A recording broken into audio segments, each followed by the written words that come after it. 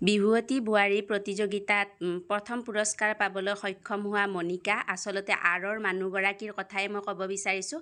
নমস্কাৰ, মই জয়া, মোৰ চেনেলৰ অন্য এটা নতুন ভিডিঅ'লৈ আপোনালোকক স্বাগতম জনাইছোঁ। আশা কৰোঁ আপোনালোক সকলো ভালে আছে। যদি নতুনকৈ কোনোবা চেনেলটোত ভিজিট কৰি আছে, প্লিজ চেনেলটো ছাবস্ক্ৰাইব কৰি কাষতে থকা বেল আইকনটো প্ৰেছ কৰি অল কৰি দিব। তেতিয়া আহিবলগীয়া ভিডিঅ'ৰ নটিফিকেশ্যন আপোনালোকে পাই থাকিব। হয়, মই শিৱসাগৰৰ বোৱাৰী মনিকা দাস কলিতাৰ কথাই ক'বলৈ বিচাৰিছোঁ। মনিকা দাস এগৰাকী বিহুৱতীৰ লগতে এখন ঘৰৰ ভাল গৃহিণীও, আৰু মনিকাৰ আছে এটা সন্তান।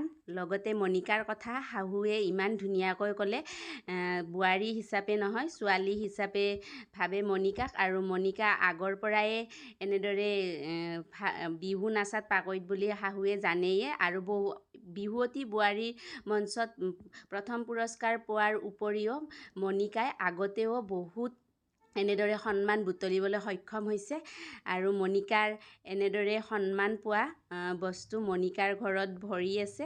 গতিকে শহুৰে মনিকাৰ কথা কওঁতে আৱেগিক হৈ পৰা দেখিবলৈ পোৱা গ'ল, আৰু মনিকাই শাহু শহুৰক খুব ধুনীয়াকৈ চোৱা চিতা কৰে, সেইখিনি কথা শহুৰেকে কৈছেয়ে।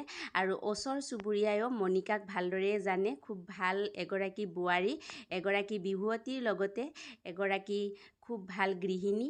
গতিকে ঘৰৰ সকলো কাম মনিকাই কৰে। গতিকে বলক পলম নকৰি ভিডিঅ'টোৰ মাজলৈকে যাওঁ।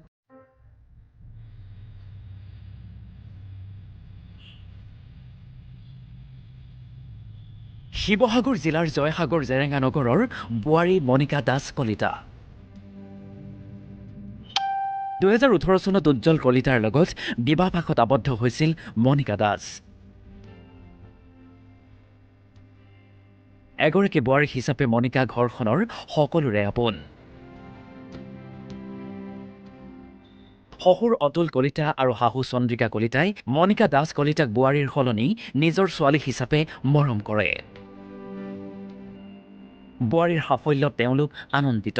বোৱাৰীক মই নিজৰ ছোৱালী হিচাপে লৈছোঁ। তাই মানে বিহুৰ ক্ষেত্ৰত আগৰ পৰা আগুৱাই গৈ আছে, সেইটো আমি জানোৱেই। তথাপি এতিয়া বোৱাৰী যদিও মই তাইক আগুৱাই যাবলৈ সদায় মানে কৈ থাকোঁ, আৰু ভৱিষ্যতেও যাতে তাই আগুৱাই গৈ ভাল সফলতা অৰ্জন কৰিব পাৰে, তাৰ কাৰণে আমাৰ ফালৰ পৰা সদায় আশীৰ্বাদ থাকিব। মোৰ বোৱাৰী, ডাঙৰ বোৱাৰী, আমি ফুৰি বাঢ়ি চাই চিতি আনিছোঁ আমাৰ মনোনীত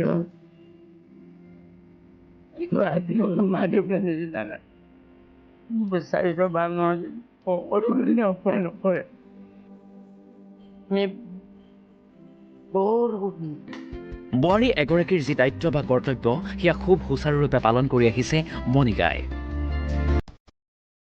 ঘৰৰ প্ৰায়বোৰ কাম কৰাৰ লগতে শাহুৰ লগতো পাকঘৰৰ কাম চম্ভালি লয় মনিকাই।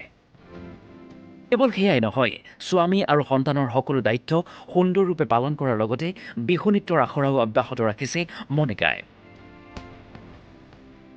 বিয়াৰ আগতে আৰু বিয়াৰ পাছত বহু প্ৰতিযোগিতাত মনিকাই আজৰি আনিছে অনেক সফলতা। আজি স্বামী আৰু সন্তানৰ সৈতে এখন সুখৰ সংসাৰ আছে মনিকাৰ। মনিকাৰ নিৰ্জু স্বভাৱ আৰু সৰলতাই মুগ্ধ কৰে ওচৰ চুবুৰীয়াকো।